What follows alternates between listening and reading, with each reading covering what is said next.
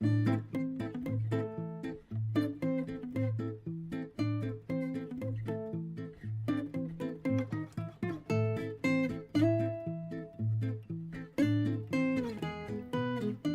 February 27, 2018, the Ministry of Science and Technology announced China's top 10 scientific advances, one of which was the direct transformation of viruses into live vaccines and therapeutic drugs.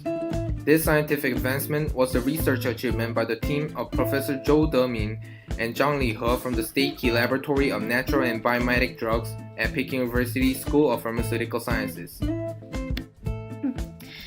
Jason, look who I found on CGTN's Primetime News.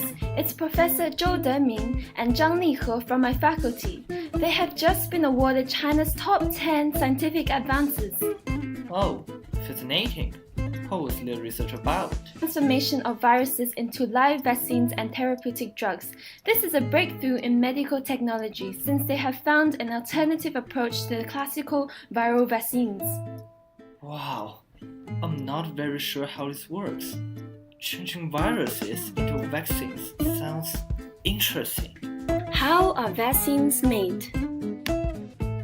In 1796, Edward Jenner, an English scientist, injected material from a cowpox virus into an 8-year-old boy, with a hunch that this would provide the protection needed to save people from deadly outbreaks of the related smallpox virus.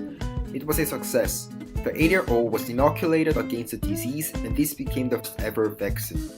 Vaccines prepare the body's immune response, bracing it before someone gets ill.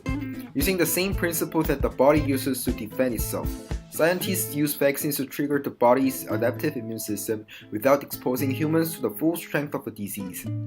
Live attenuated vaccines and inactive vaccines are the more commonly known vaccines. Live attenuated vaccines are made of pathogen itself but a much weaker and tamer version. A pathogen is a bacteria or microorganism that can cause diseases. We have inactive vaccines which the pathogens have been killed. The weakening and inactivation in both types of vaccines ensures that pathogens do not develop into the full-blown disease. But just like a disease, they trigger an immune response, teaching the body to recognize an attack by making a profile of pathogens in preparation. Moving back to the topic on the transformation of vaccines from viruses, the research team of Zhou Deming and Zhang Lihe used the influenza virus as the model and retained its complete structure and infectivity. They mutated one of its triple genetic codes into termination codon, and then the influenza virus was turned from a pathogenic source of infection into a preventive virus. The vaccines could induce human body to generate intense and extensive humoral, nasal mucosal, and T-cell activated immune responses. But after infected with the vaccines, the human body would lack replication.